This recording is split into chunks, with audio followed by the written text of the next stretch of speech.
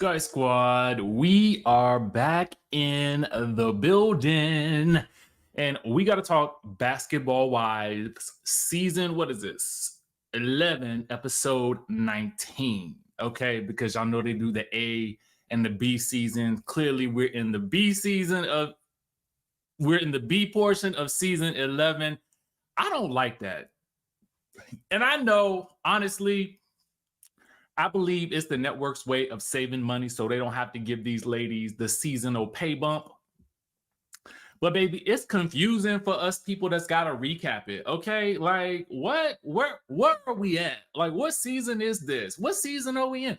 Who knows? You know what I'm saying? And just give these ladies the bumps and pay that they deserve. I mean, come on now. Anyway, we got to talk about it. If you guys have not subscribed to the channel, go ahead and do so. Hit that notification bell button. Also, smash the like button if you like reality TV related content because it does help with the engagement of the channel. All right, so let's get into the episode. Y'all, this episode to me, I'm going to say it was like an... All right, so before we get into today's video, let's talk about today's sponsor. Ladies, if you got a man and he got a little bush going on down there and it's getting out of control, and fellas too, listen, if you know your bush getting out of control, this is for you because it is officially smooth sack summer. So when you're playing in the summer sun, you want to make sure that you're groomed from your pubes to your bum. Okay, thanks to our friends over at Manscaped, you can now make this season the smoothest one yet. The Performance Package 5.0 Ultra is the ultimate bundle to keep the boys cool while looking hot. Okay, you know what I'm talking about. More than 10 million men worldwide trust Manscaped with this exclusive offer. You're going to get 20% off plus free shipping when you go to manscaped.com and use my code SKYE, that's SKYE. And why? Because it's summertime and the trimming is easy, baby. So we want to thank Manscaped today for being the sponsor of this video. 8.5. I want to rate it higher because there were elements of it that I did enjoy. And it really did put together some pieces of the puzzle with regards to why Sunday was going off a couple of months ago the way that she was. And for those of you guys that don't recall, let me refresh your memory, okay? Because what we have here are just a few reminders, okay, about what was going on between Sunday, and Jackie. Let me also put the alleged badge up because, well, just to be on the safe side. Sunday posted this in her IG stories, and she said, this must be the, quote, talk show that Jay and I agreed on as my company, Jackson Productions. I'm wondering who the J is. I really am because I'm just curious. So my company, Jackson Productions, first rollout project, but never happened because Jay, oh, I guess she's saying Jay meaning Jackie. Okay, that's so now it's clear. Okay. First rollout project, but never happened because Jay stole the idea and used it as her own. In episode 2 or 3, she's telling Brandi about playing for keeps. The second rollout project for my company, which is the scripted version of Basketball Wives. I solely wrote and owned the script. She has nothing to do with the project at all.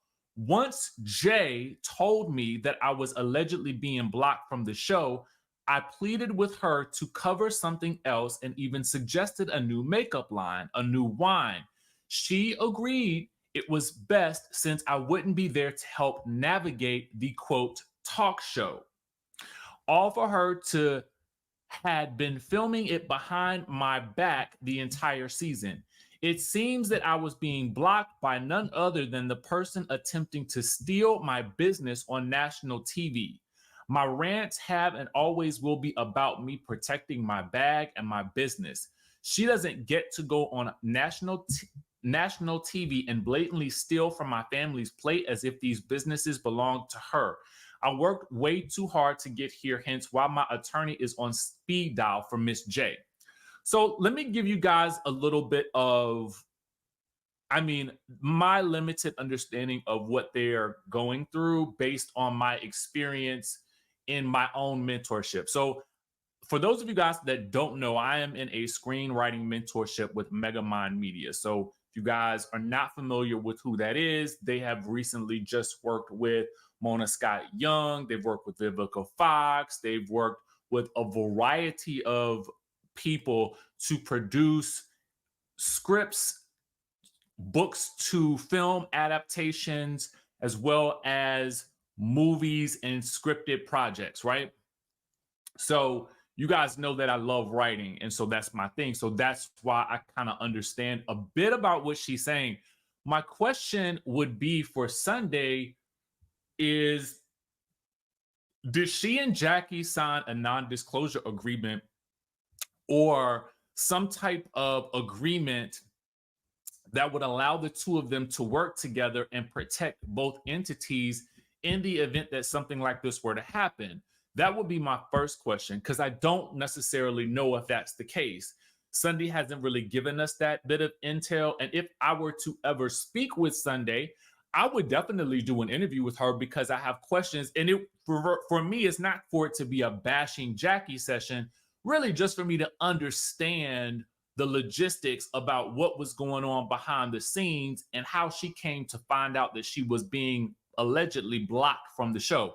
Those are the questions that I have. I want to know about her experience with the production, mostly because I am also very interested in production in terms of, how to get shows on television and what they kind of agreed to from her perspective. Less about, Jackie did this to me, or I hate that woman. I don't want it to be none of that. But if that's how she feels, that's how she feels. I'm not interested in a takedown of anybody. I just want to know what happened, right? I want to get clarity. So for me, this is sort of the start of understanding a bit more about what was going on with her. And I think that her rant, as she called it, might have been better received if we understood it better, right? Because they just seem to kind of come out of nowhere. And though she did explain these in sort of details here and there, nothing to me made as much sense as it does here. And then hearing Brooke relay it very articulately on the show, likely because she only had a couple of seconds to do so, right? But I think for Sunday, what she was feeling and experiencing came out more than actually what actually happened in a chronological timeline that we could understand because we weren't in it, right? So that is the behind the scenes of what was going on allegedly. Then she writes, all psychopaths will tell lies. It's as natural for them as breathing. Their lies are often outrageous, made believable by their ability to appear sincere. Many can be good at spinning lies. Psychopaths of average intelligence can fool highly intelligent people. One more time for the people in the cheap seats is what she writes. So there is the situation from Sunday's perspective, and the reason why Brooke called Sunday Jackie's business partner. Okay. Now, why Brooke ended up on the three-way on the call, I really don't know. But this is par for the course for Basketball Wives because it seems like this is the second time there was a call with Jackie complaining and talking about people, and somebody else was listening in on the line. So, Jackie, what I'm going to need you to do from henceforth and forevermore, should you decide to talk to somebody about somebody else on the show, then you might want to do so in person so that they can't put nobody else on the line. Now, the question that I have for you guys is, do you feel like Jackie is the villain that they are making her out to be? My statement is going to be this. Two things can be true. One, it could be true that Jackie said all of these things. Based on what Sunday is saying, based on what Brooke has said, I believe that these things happened. But the other thing that could be also true is that the audience may not really care all that much because they see the value in Jackie on the show as sort of a comic relief, right? Even though they may not agree with the things that she is saying allegedly, and because we're not hearing them, we're being told, because television is a show and tell medium, we are being told these things about Jackie. It is a very big difference between us seeing it for ourselves. So we are having to just hear it happen offline, as with most of these things that happen with Jackie. We are not privy to the actual hearing of it ourselves unless somebody posts those conversations, which some of them have been posted, I believe, in the past, right? And then it still just depends on how you feel about the other cast members as to whether or not you view, or how it is that you perceive Jackie. So my question to you in the audience is, based on these conversations that have been had allegedly or been brought to light, does this change your opinion of Jackie? And do you feel like this is the lady's way of getting her out of the group? Or do you feel like Jackie is doing these things to herself? Because if what they are saying is true, okay, then it's kind of very difficult to make a case for Jackie. I want her on the show always, but I can also understand better why the ladies feel how they feel. But what happens when you watch a show like this is that the audience winds up rooting for the underdog typically, okay?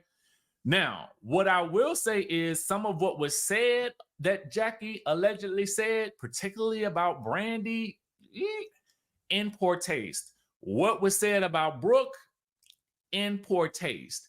And then I'm wondering, as Jackie was saying all these things, specifically what she said about Brooke, when Brooke was on the line, how in the world did she not flip out? Okay, because I might have flipped my lid at that moment. Okay, that she got a lot more. I don't know. She definitely is better than I am, because the moment I heard what she said, what she allegedly said about Brooke, I would have. I don't know what I would have done on my phone. Okay, I ain't even got to the episode description yet. So the episode description reads, Jennifer is on a mission to sell her movie and needs a drama-free screening to do so, but her efforts may blow up in her face as tensions elevate to new levels during an event called a parlay. What is a parlay? Okay. I guess a made-up term, kind of like Ponderosa, in order to sort of describe some event that is meant to gather all the people for the purposes of argumentation. Okay. Now, let's get into the actual scenes, shall we? Yes, indeed. All right. So the first scene that we see, I believe, was not Malaysia. God, why am I? Lord have mercy, she ain't even on the show. Do y'all miss Malaysia? Let me know. So first we see Brandi meet up with Jackie. Poor Brandi. Brandi is, I mean, listen, I like Brandi. I do. She trying her hardest to work with Jackie. You know, Jackie did not like where they left off at the, event that was had, and Brandi does not agree with, Dr. Cheyenne calling Brooke out. Jackie was like, I couldn't even hear her. That's why I ain't stand up. Jackie just, I don't know. So Brandi does manage to convince Jackie to speak with Jennifer. So I'm thinking to myself, as I reflect on it, Jennifer has put Jackie in her movie. Now, this after their big explosion seasons ago, maybe a season or two ago, about Jennifer being very incensed that Jackie was taking credit for helping her with said movie. So I was kind of curious as to why Jennifer would then put Jackie in said movie. And then how does Jackie have alleged access to Jennifer's AK, I don't want to say AKA, but like not AKA, I'm saying otherwise known as, also known as I was trying to think of another word for naked photos, but I can't really, there's no other word for naked photos. So I'm just going to say naked photos. How does she have Jennifer's naked photos? And why is she sharing them with anybody? How did she get them? Are they on the line somewhere like that? Is this I'm just curious. Did Jen send the woman her own photos? Here, take a look at my cooter. Like, look at it. You like it? You like what you see? You know, was it that? Is that something women do naturally? Hey girl, can you take a look at my cooter and see if, you know, is something wrong with it? Does it look like yours? You know, how does that work? Is that a thing that's going on? Because I don't understand it, right? We'll get to that later. Anyway, y'all let me know in the chat. Y'all send y'all girlfriends, y'all cooters. So, anywho, there is that. The next scene that we see is Brooke is getting a tattoo to cover up the other husband's name, because you know she is together with the new man that she got with last week, and they are now getting married or something. I don't know. All I know is she want to get that tattoo on her ring finger covered up, so she gets a giant heart on her finger to cover that man's name, and she is giddy and happy as the day is long. Meanwhile, Jaceel and Evelyn show up, and Evelyn's like, yeah, girl, I met with Cheyenne. And Brooke is like, girl, why are you meeting with her? And I mean, yeah, thank you for sticking up for me, but girl, why are you meeting with her? And why is Evelyn meeting with her? I mean, I guess for the same reason that Brandi is meeting with Jackie, probably to keep these, you got to have somebody who is willing to meet with the other side to keep the mess going. So production wise, I get it. You know what I'm saying? That's probably what it is. Otherwise, it really don't make sense. Jennifer then goes over to Brandi's apartment to help her film some type of, you know, self-tape for an audition for some type of role in which she may or may not have to get jiggy and down to the dirty with her co-star, okay? Which she is happy to do because it is a way to get paid to cheat. And I'm thinking to myself, that's not how that worked, girl. I mean, but I guess it was something cute to say, right? So they get to talking about, you know, the fact that Jackie's in the movie, and, you know, Brandi convinces Jennifer to meet up with Jackie. And so to try to hash things out, Jennifer just wants everybody to be able to come to her premiere and be on their best behavior, because she has got to get this thing sold, and can't nobody be fighting like mob wives like we talked about yesterday. All right, fine. So Jackie does agree, apparently, to meet with Jennifer, because Jennifer wants to show her her scene in said movie. I need to know what this movie's about, okay? Now, is Jennifer having the same issues that Sunday was having, or did she just contract Jackie to do a scene and be on about her merry way? Okay, so she shows her the scene, and Jackie is giddy, yeah, Hercules. And so they meet, you know, afterwards over some champagne to celebrate, and a tiny bit of orange juice. And is it just me, or is Jennifer slightly overdressed in every scene? I ain't mad at it, because the girl can dress. I mean, if you listen, just because you throw on a whole bunch of designer doesn't mean you can dress. But I will say that I tend to like what she puts together in her scenes, not necessarily her confessionals. Okay, they could use some work. But the scenes themselves, I'm here for it. I don't mind a little designer label here and there, you know what I'm saying? But it do be a lot of label. It is given to read, okay? And that could be a good or a bad thing depending on how you view style, right? Meanwhile, you know, Jackie wants to address the elephant in the room. Girl, did you believe Evelyn when she pulled out those documentations about me being a lady of the night? Did you believe it? And Jennifer is hemming and hawing. Well, girl, you know, ooh, Oh, my head hurt. Ooh, something bit me. I don't. Ooh, yeah. Fee, fi, fo, fum. I smell. You know, I can't. Ooh, girl, I barely remember. No. In her confessional, she's like, yes, I believed it. I'm like, girl, say it to her face.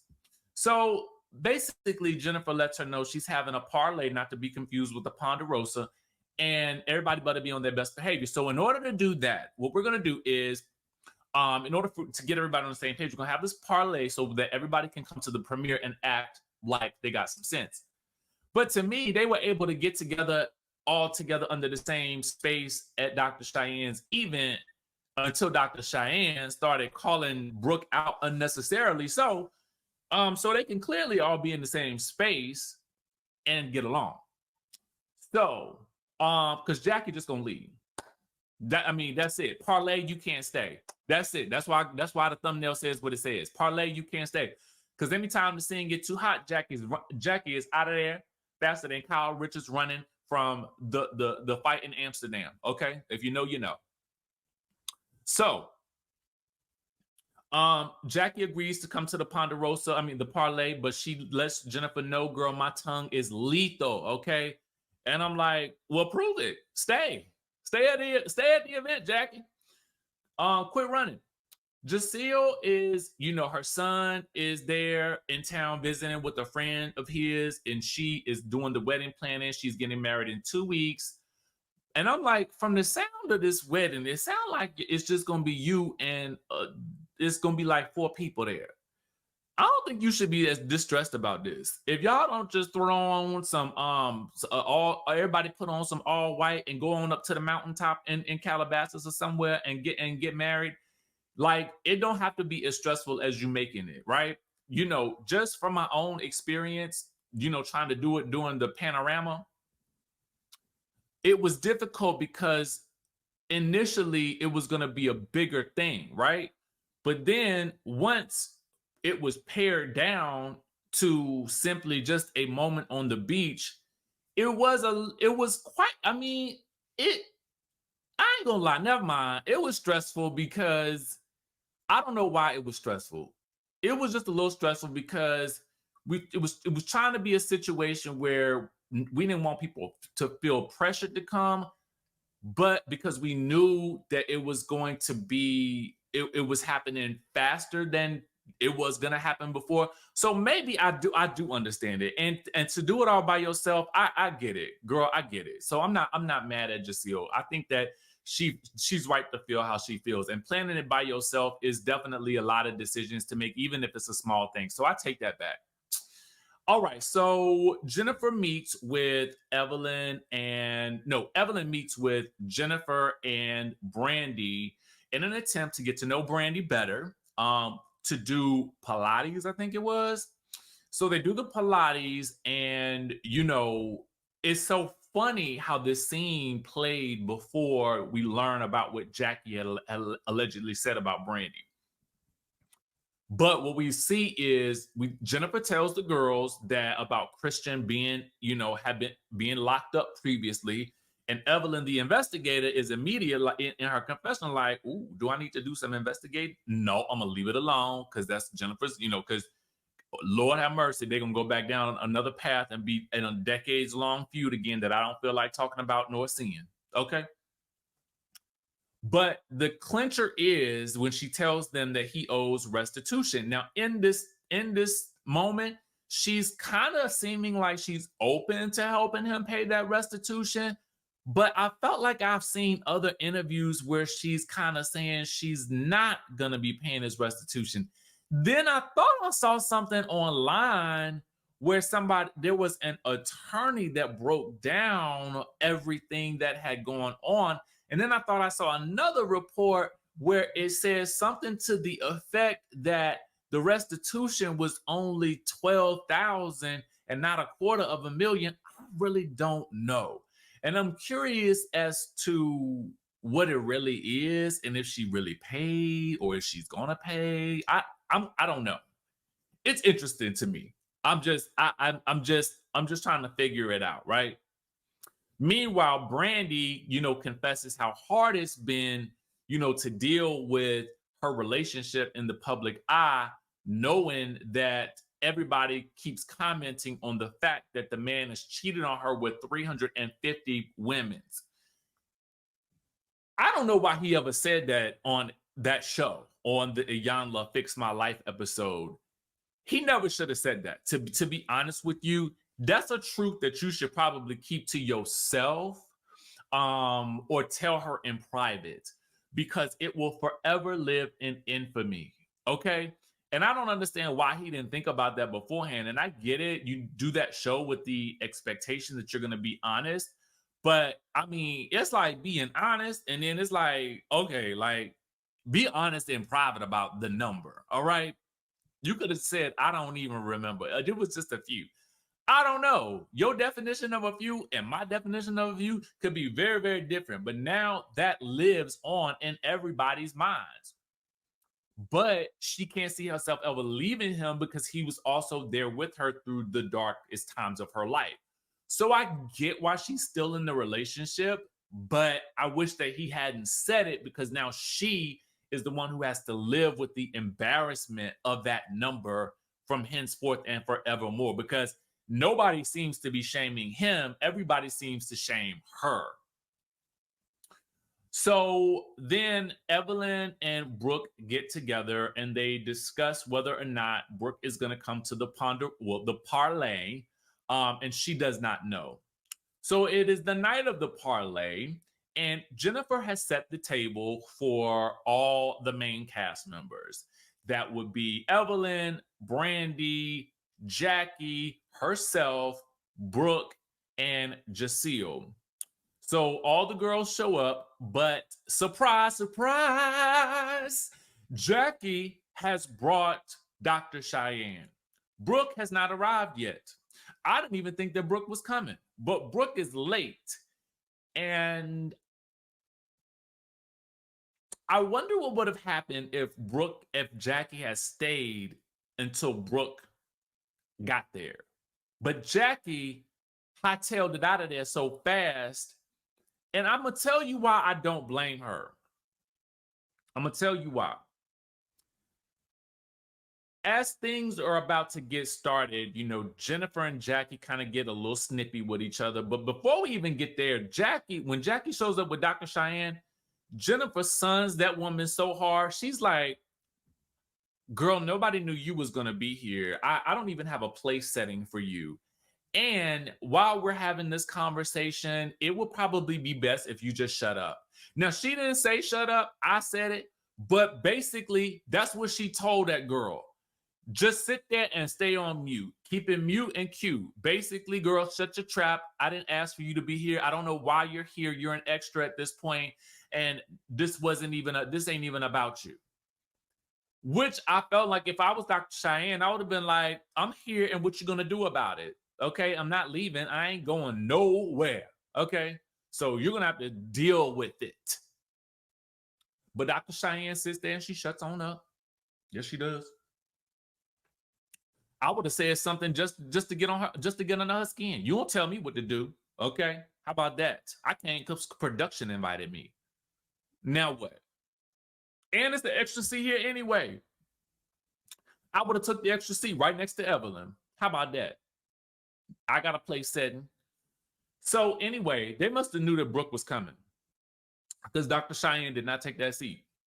So as things are getting started, the floor opens up. It seems Jackie invites whomever to speak. So Evelyn begins to speak. And this is why I don't blame Jackie for leaving, because Evelyn starts off by saying, I have to take things back to when you called my daughter a build-a-hoe.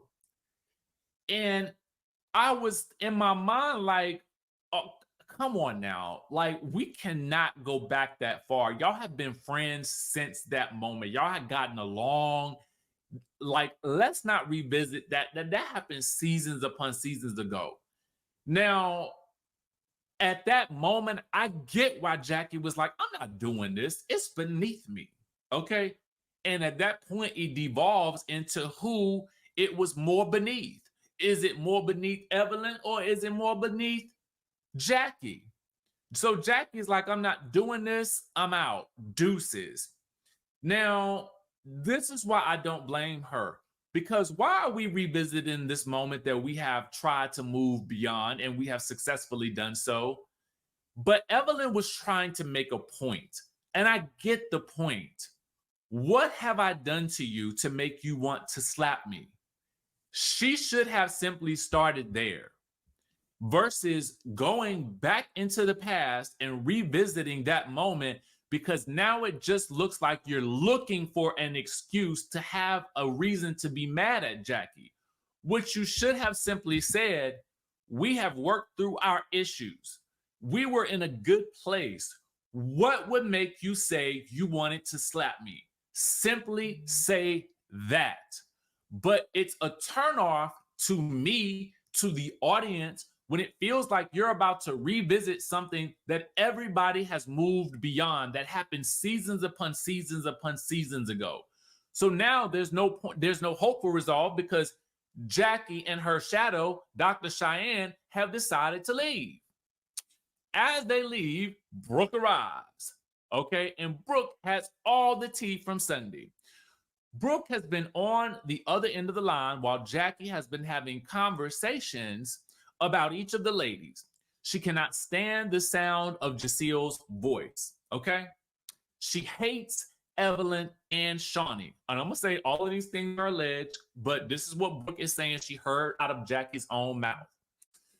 Jennifer, nobody cares about you and your relationship with Christian. And she has Jennifer's naked photos. And I don't know why. Okay. Refer back to my earlier questions about that. Brandi. Nobody cares about the fact that your man has cheated on you with 350 degrees of women's.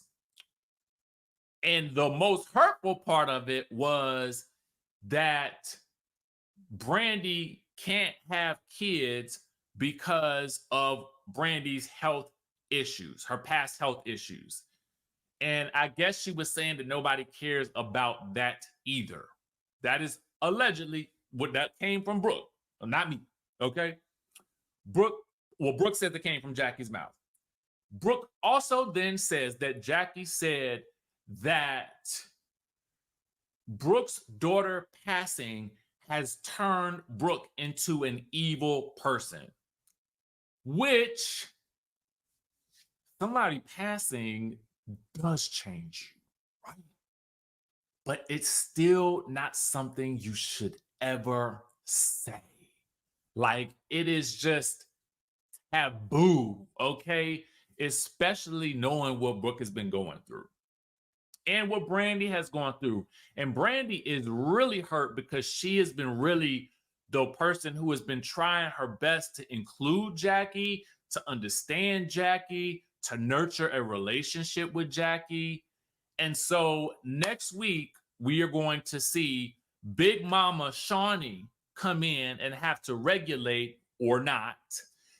Brandi is going to confront Jackie, and the rest of the ladies are going to confront Jackie in what I'm assuming will be a explosive Ponderosa, not to be confused with the uneventful, I don't want to say uneventful, but non-productive parlay, okay? And that is this episode of Basketball Wives. Let me know what you think in the comment section down below. Also, we will see Jackie's talk show next week, and I'm interested to hear what Sunday has to say about that as well. So let me know what you guys think in the comment section down below. Subscribe to the channel if you haven't already done so. Hit that, smash that like button if you like reality TV related content. Also, be sure to follow me on my personal channel. I will post a link for the sort of pre-announcement about the ebook in a day course. I am pretty much finished with that. I'm just editing the modules for it. Also, guys, we have space available for our Thailand trip. Okay, we still have spaces available, and we also have space available for our Bali group trip. These are group trips that I can only typically accommodate about 24 people max, okay? It will be 7 days for both trips. Make sure you have your passports. Your accommodations, the itinerary, everything is handled with the cost of the trip. You just book your flight to get there. If you want a single room, designate a single room for yourself. Otherwise, if you're booking a double room, you will have somebody staying in the room with you. Now, if you want somebody to go with you, that's the best bet, okay? And if you are afraid to travel by yourself, I have some travel tips for you.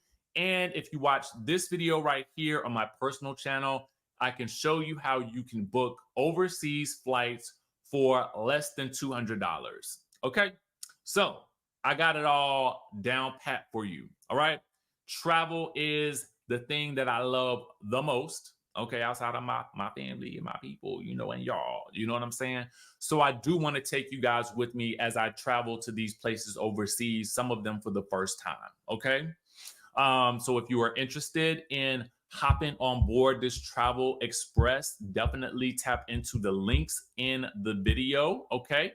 So that you guys can be all aboard on the Travel Express as we dive into exploring these exotic places. And I made sure to choose places that you get very much a good value for the dollar, all right?